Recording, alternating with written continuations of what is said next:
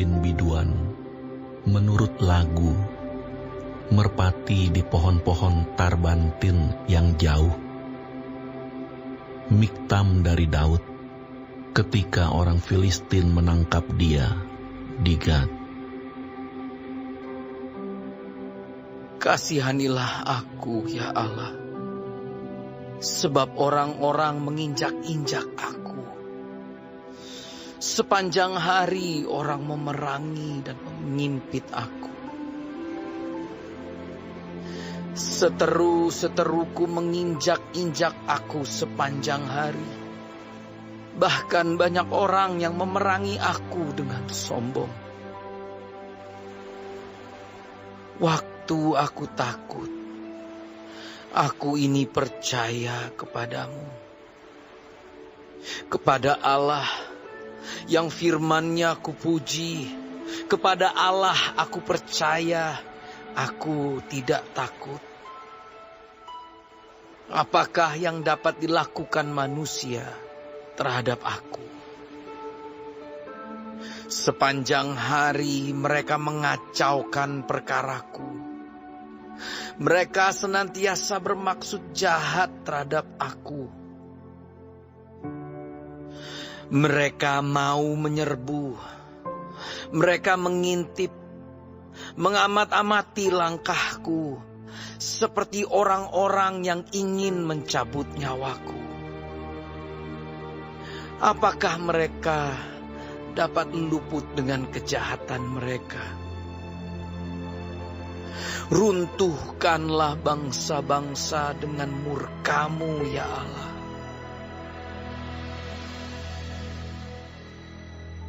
Sengsaraku Engkaulah yang menghitung-hitung. Air mataku Kau taruh ke dalam kirbat-Mu.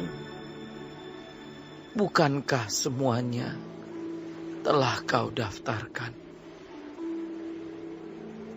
Maka musuhku akan mundur pada waktu aku berseru. Aku yakin bahwa Allah memihak kepadaku. Kepada Allah firman-Nya kupuji. Kepada Tuhan firman-Nya kupuji. Kepada Allah aku percaya. Aku tidak takut. Apakah yang dapat dilakukan manusia terhadap aku?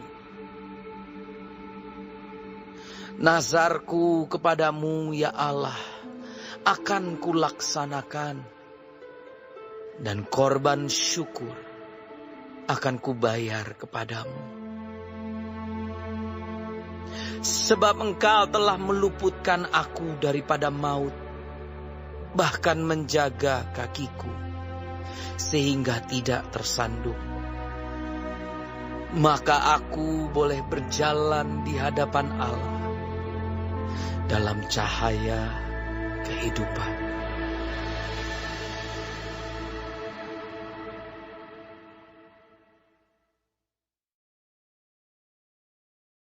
Shalom saudara-saudaraku yang kekasih di dalam Tuhan Yesus. Puji Tuhan kalau kita masih diberi kesempatan hidup dan dapat mempelajari firman Tuhan dari Mazmur 56. Tuhan Yesus memberkati. Saudara, Daud menaikkan doa ini ketika ia sedang berada di dalam bahaya di negeri musuh. Tercatat di dalam 1 Samuel 21 ayat 10 sampai 15. Setelah Tuhan membebaskannya, Daud menulis Mazmur 56 ini sebagai suatu ungkapan puji-pujian bagi Tuhan. Saudara, apabila kita berada di tengah-tengah masalah, ingat akan kebenaran-kebenaran ini. Yang pertama, Tuhan melihat atau Tuhan tahu di mana kita berada. Lihat ayat 9a.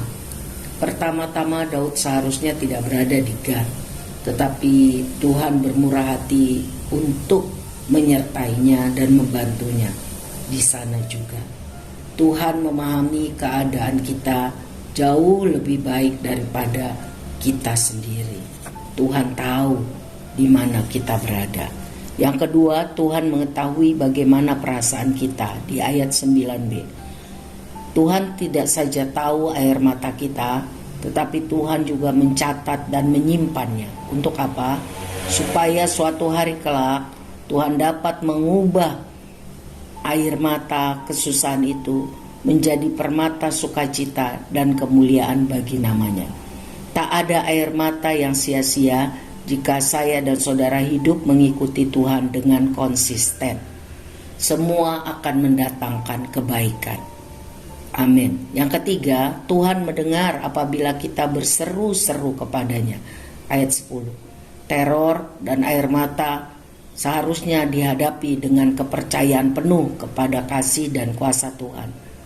Pastikan bahwa motivasi kita tidak hanya untuk dilepaskan dari masalah, sebab Tuhan melepaskan kita supaya kita dapat memiliki sukacita di dalam Dia dan mendedikasikan hidup untuk melayaninya. Tujuan tertinggi hidup kita adalah bagi kemuliaan nama Tuhan. Tuhan Yesus memberkati kita semua.